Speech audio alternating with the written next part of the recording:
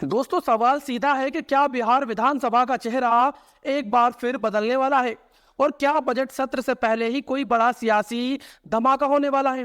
क्या कांग्रेस बिहार से पूरी तरह साफ होने जा रही है? और क्या एनडीए के अंदर ही नंबर 1 बनने की जंग खुलकर सामने आ चुकी है? दरअसल इस वक्त बिहार की राजनीति 3 बड़े मोर्चों पर उबल रही है।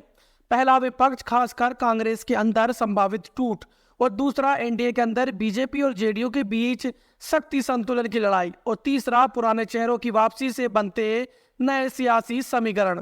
दोस्तों, खरमास खत्म होते ही मकर संक्रांति आ गई। दही चूड़ा भोज हुआ।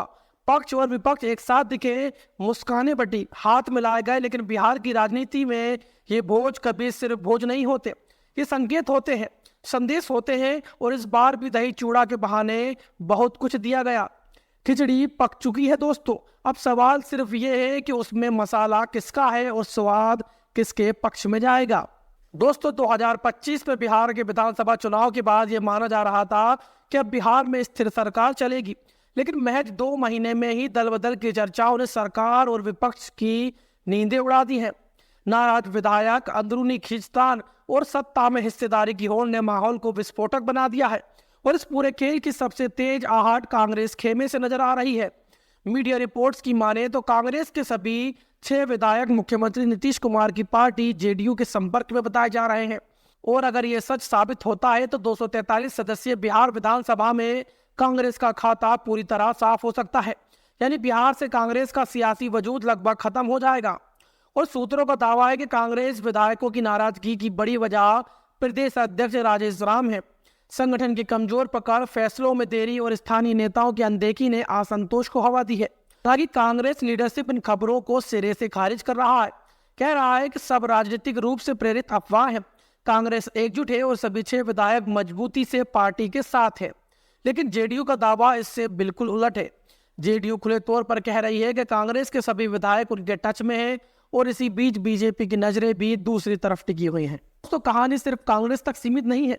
असली खेल तो सत्ता पक्ष के अंदर चल रहा है। एनडीए के अंदर ही नंबर गेम की होड़ खुलकर सामने आ चुकी है।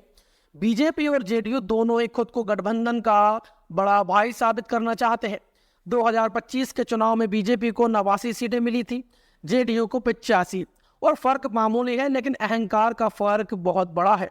और इसी वजह से मंत्रालयों के बंटवारे को लेकर भी जबरदस्त दबाव बना हुआ है। हर पार्टी चाहती है ज्यादा विभाग, ज्यादा ताकत। और दोस्तों, इसी क्रम में एक और बड़ा नाम सामने आता है, उपेंद्र कुशवाहा और उनकी पार्टी राष्ट्रीय लोक मोर्चा की।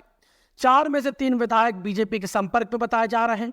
पार्टी कार्यक्रमों से दूरी, दिल्ली जाकर बीजेपी नेताओं से मुलाकात और लगातार एनडीए की तारीफ और अपनी ही पार्टी का जिक्र न करना, ये सब संकेत साफ है कि आरएलएम के अंदर असंतोष की सबसे बड़ी वजह परिवारवाद बताया जा रहा है। उपेंद्र कुशवाहा के द्वारा अपने बेटे को कैबिनेट में शामिल कराना कई विधायकों को नागवार गुजरा। और यहीं से नाराजगी बीजेपी के लिए एक अवसर बन गई। बीजेपी की रणनीति भी साफ है कि वो अपनी संख्या बढ़ाकर एनडीए में अपना दबदबा और मजबूत करना चाहती है। दूसरी तरफ जेडीयू भी कांग्रेस विधायकों पर नजरें जमाए बैठी है ताकि गठबंधन में बीजेपी से आगे निकल सके। और इस खेल में बीएसपी का एक लौता विधायक हो या एआईएमआईएम के 5 विधायक, सब पर नजर है। खुद एआईएम के प्रदेश अध्यक्ष अख्तरुल ईमान कई बार कह चुके हैं कि नीतीश कुमार के वो साथ है। यानी नंबर गेम का हर मोहरा गिना जा रहा है। और इसी सियासी उठापटक के बीच एक पुराने चेहरे की वापसी की चर्चाएं भी तेज हो चुकी है। पूर्व केंद्रीय मंत्री आरसीपी सिंह, जो कभी नीतीश कुमार के सबसे भरोसेमंद माने जाते थे, पार्टी से बाहर गए। जन स्वराज से जुड़े, लेकिन हालिया कुर्मी सम्मेलन में नीतीश के साथ उनकी मौजूदगी ने वापसी की अटकलों को और हवा दे दी है।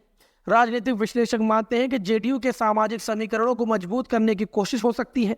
और अब सबसे बड़ा सवाल यह है दोस्तों कि जब एनडीए के पास पहले से भी ज्यादा भारी बहुमत है, तो फिर यह सियासी बेचैनी क्यों है? वजह साफ है, राजनीति में बहुमत से ज्यादा मायने रखता है वर्चस्व, कि कौन सबसे ताकतवर है, किसकी चलेगी सरकार में, और आगे की दिशा और दशा कौन तय करेगा। नीतीश कुमार किसी भी कीमत पर बीजेपी के सामने कमजोर नहीं दिखना चाहते। और बीजेपी किसी भी कीमत पर बिहार में खुद को नंबर 1 साबित करना चाहती है। कुल मिलाकर बिहार की राजनीति एक बार फिर दल बदल, नंबर गेम और बड़े छोटे की लड़ाई के दौर में प्रवेश कर चुकी है। पटना से दिल्ली तक सियासी तापमान चढ़ा हुआ है और बिहार एक बार फिर सरप्राइज वाले मोड़ पर खड़ा है। यहाँ कब क्या हो जाए कोई नहीं जानता, इसलिए मोबाइल ऑन रखिए दोस्तों, क्योंकि बिहार की राजनीति में खबरें रातों रात इतिहास बन जाती है। जिस तरह से बीजेपी की बिहार में सरकार थी और इस सरकार में शहनवाज हुसैन मंत्री थे, लेकिन जब वो दिल्ली से पटना के लिए एरोप्लेन में बैठे और जैसे ही पटना पर लैंड किए वो मंत्री से पूर्व मंत्री हो चुके थे। तो इसलिए बिहार में कुछ भी और कभी भी संभव हो सकता है।